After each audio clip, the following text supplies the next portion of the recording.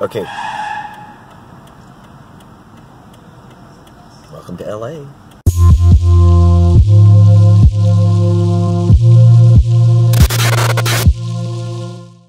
Hey, good morning, guys. So I am currently headed to consultation number 2. This is a Dr. Joseph Hadid. He is in the Beverly Hills area of Los Angeles. I actually inquired ahead to see whether or not we would be able to video my consultation today, so we will find that out when we get to the office. So I already know, walking into this appointment, that Dr. Hadid has been doing top surgeries for quite some time, so I'm confident in his abilities. He's got lots of photographs that are posted on the internet, and his website has those photos on it. So that's always a good sign when your doctor advertises that they do transgender services. That was one thing with Dr. Yusuf that was kind of, it had me concerned, because one, he's only been doing transgender surgeries for a couple of years, 2-3 years, and then also he has separate websites, one for his mainstream plastic surgery customers, and the other is for transgender services.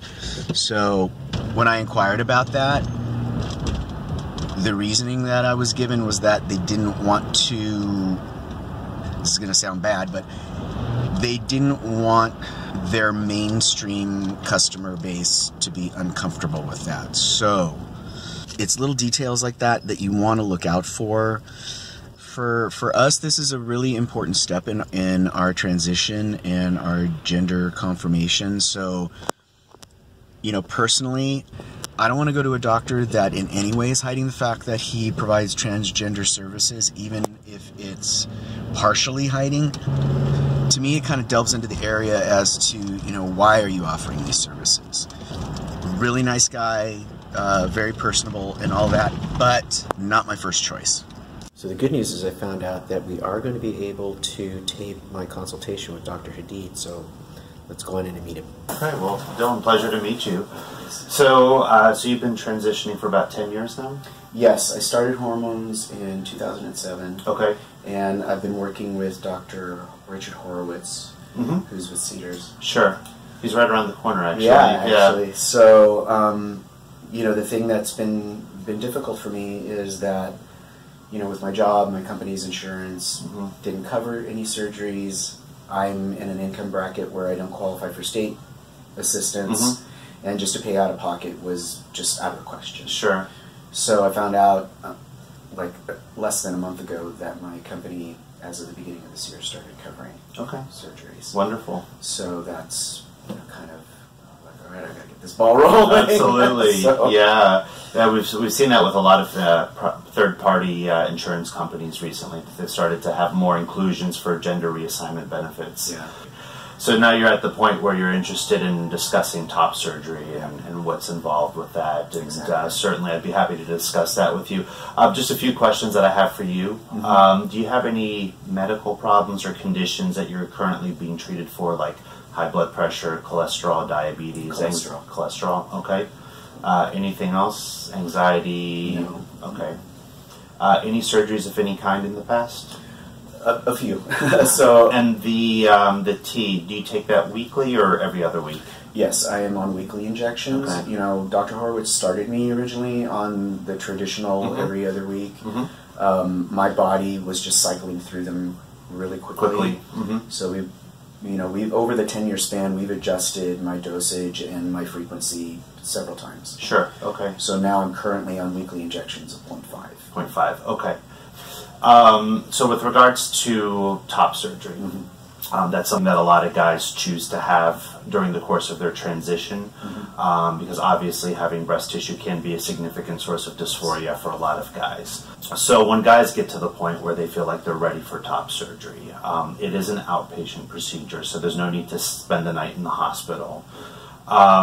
Really, most of your limitations are going to be in the first few weeks after surgery. So we tell guys immediately after surgery, get out of bed, walk around as much as possible. Get the circulation going in your legs. Plus, we don't want you laying in bed all day. You know, the more you're up walking around, the quicker you'll get to feeling back to normal, feeling like yourself again. As far as exercising or doing anything vigorous, going to the gym, you're going to need to wait at least a couple months after the surgery. So things like, you know, riding a bike, running, lifting weights, assuming everything is healing the way that it should, after about 2 months, then you could get back into the gym. Of course, it's going to be a graduated process, so, you know, you want to take it easy once you get back to the gym, but, you know, over time, kind of build yourself back up to the level that you're at right now. For the first few weeks after surgery, you can't lift anything heavier than 10 pounds, so grocery bags, laundry baskets, dogs, cats. I'm going to use that to my advantage, I think. Yes, please do. Dogs and cats, I love it. Oh, yeah, it's because small children, whatever. Exactly. People don't think about it. They're like, "Oh, my dog," but you know, the reason why you don't really want to lift anything heavier than 10 pounds is just you don't want to put any sort of tension or pressure on the incisions while they're healing. Sure. And you can't really raise your arms above your head for the first few weeks. Okay, so like button-down shirts are the way to go. Button-down shirts, yeah, precisely. I mean, you can wear like a loose T-shirt. You just, you know, if you're going to get into it, just kind of do it horizontally rather than vertically. Now, there are a lot of different techniques that are available to do top surgery, and the technique that we choose depends on a lot of factors. So it's going to depend on, number one, how much breast tissue you have. Number two, how much skin you have. Number three, what the size of your areola is. And then number four, what your own personal preference is. We always try to take your own personal preference into account, but ultimately the amount of breast tissue and the amount of skin you have is going to be the most important factors. Really, there are, even though there are a lot of different techniques that are described for doing top surgery, I'd say the three most common techniques are keyhole, peri-areolar, and double incision, which I'm sure you've come across during the course of your reading and research online. So starting with what I would consider the least invasive would be the keyhole incision. So that's ideal really for smaller chested guys, like A cup or perhaps even smaller than A cup. With the keyhole, what we're doing is we're making an incision underneath the areola from about the 3 o'clock to the 9 o'clock position. And through that small incision, we're going in and we're removing the breast tissue. You can't really remove any skin from the chest with the keyhole, and you can't really resize the areola. So if you have a larger size areola, it's not ideal for the keyhole incision. Even though the incision is limited, like I said, it's best suited for guys that have almost no loose or excess skin. I would say, you know, it's not that common, at least in my practice with the guys that I've treated, to do the keyhole, just because most guys that I've seen have larger size chest. As we go up in terms of chest size and the amount of skin that you have, then sort of the middle option would be the peri-areolar technique. So with that technique, we do make an incision completely around the areola, as well as a second larger circular incision. We make a cut in between those two circles, and then we remove the breast tissue that way. We are able to remove a limited amount of skin with that technique, and we are able to resize the areola with that technique. Really, guys that have just a little bit of loose skin would be appropriate candidates for that technique. I would say, by and large, most guys end up having what's called the double incision technique. So with the double incision, the reason why it's called double incision is we're making the first incision underneath the breast fold, and then the second incision higher up on the chest. We're removing the breast tissue, as well as any loose or excess skin. And then we take the skin from the upper part of the chest and we're pulling it down, so that you're left with one incision. And the way that I like to do it is I like to actually curve it up along the side towards the armpit area. Which makes sense, because then it would end up under the pectoral fold. Well, exactly. It parallels the border of the pec muscle, so that once the scar tissue heals, and it takes about a year for the scar tissue to completely mature, it gives the outline or the illusion of having a defined pec muscle. Even though the scars tend to be bigger with the double incision, we have more control over the cosmetic outcome with a double incision. And some of the longer term studies that have been published over doing mastectomies in trans men over the years show that the cosmetic outcomes and patient satisfaction generally tends to be a little bit higher with the double incision, assuming, of course, that the guy is an appropriate candidate for that particular technique. Now, with any surgery, top surgery is no exception, there are some potential risks or considerations that we have to take into account prior to having surgery. And specifically to top surgery, the things that we're concerned about. So, number one would be nipple sensation. So with any of the techniques that involves to some degree cutting around the nipple or completely around the nipple, so you can expect to have some degree of loss of sensation to the nipple area. With the double incision technique, we are completely removing the nipple and areola and then reattaching it. So particularly with that technique, most guys, I would say, are numb in the nipple area because we're completely severing the nerves. Sure. Nerves are the slowest tissues to regenerate in the body, so it takes about 12 months for nerve tissue to regenerate. So after about a year, you can see some return of sensation coming back to the nipple, and in fact, a lot of guys do notice sensation coming back to the nipple after about a year. Is it going to be completely the way it was prior to surgery? Maybe, maybe not. Some guys can actually have hypersensitivity to the nipple area after surgery, but it is about a 1% chance of having complete permanent loss of sensation to the nipple area. Second thing we worry about, so just like we're disrupting the nerve supply to the nipple area, we're also disrupting the blood supply to the nipple to some degree. So things need blood flow, obviously, in order to survive. It's always a consideration that the nipple may not get enough blood flow after surgery, particularly, again, with the double incision, because we're removing it and reattaching it. We're really, really dependent on good blood flow in order for that nipple to survive. In regards to when you're reattaching the nipple, do you remove the skin that exists under where the new nipple would go? Exactly. So let's say, for example, and most guys that have the double incision generally tend to have larger size areola. So what we do is we completely cut out the areola in its entirety. We resize it so that it's more of a masculine size nipple areola complex, and then we reattach it to the skin. Exactly. In my case specifically, I have small areolas, but I have large nipples. So how can you help me in that regard? Because that's like probably my largest dysphoria about it, is the size of my nipples. Sure, sure. So at the time of surgery, we do try to reduce the size of the nipples as much as possible.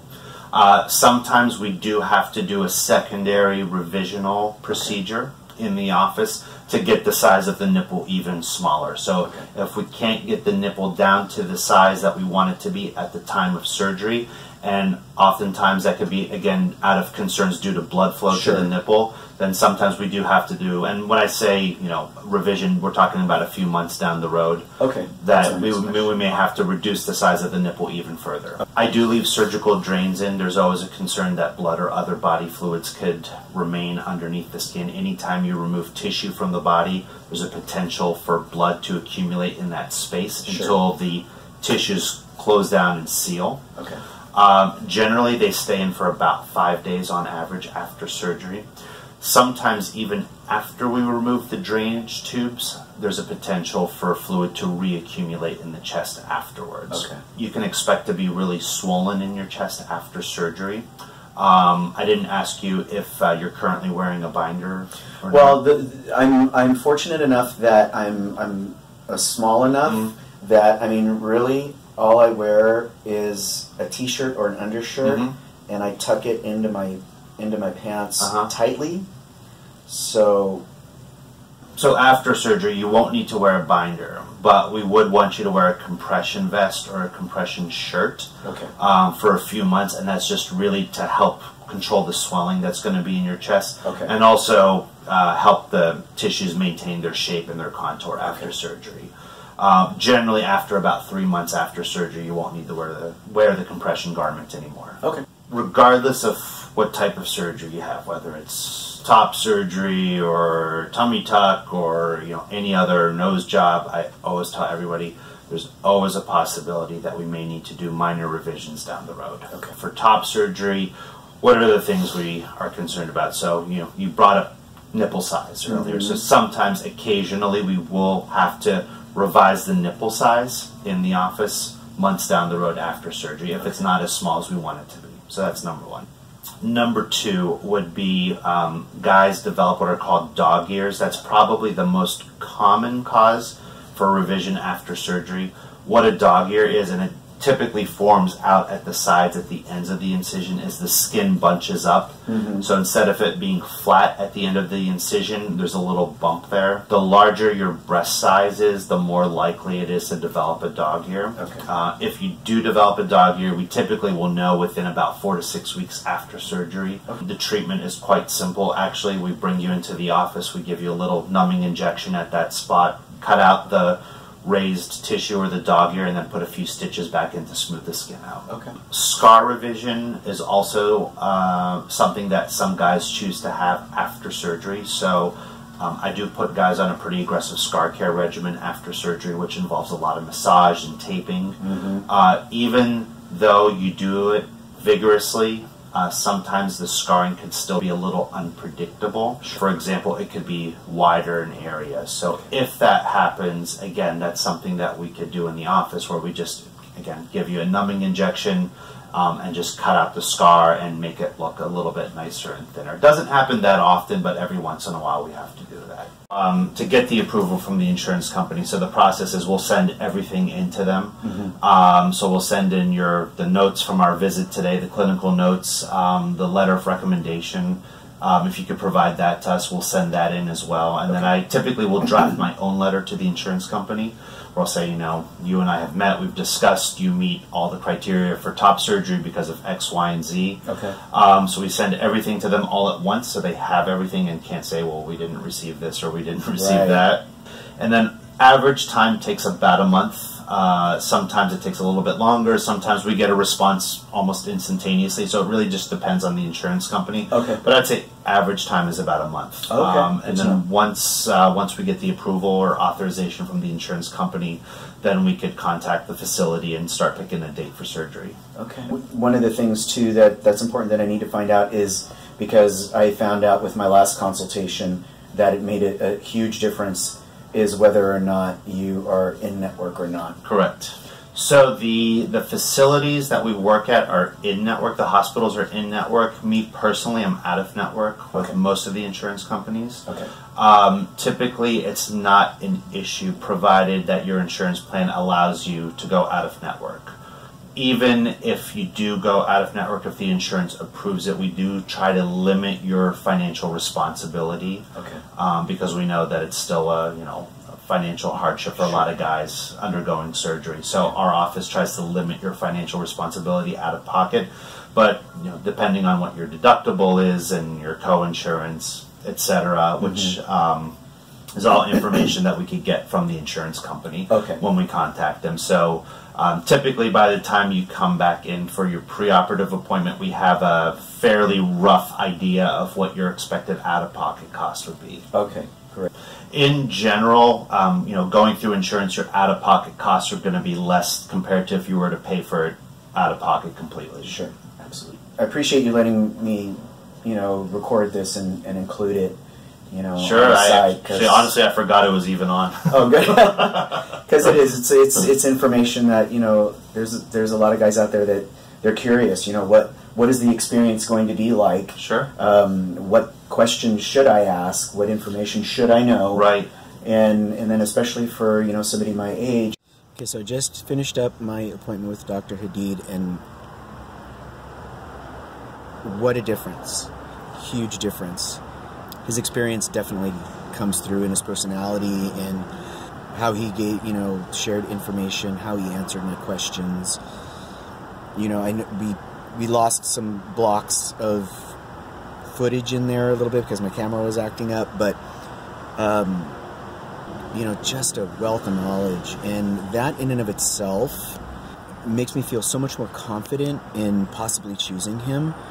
So, again, it's do your homework, definitely do your homework. Don't rush it.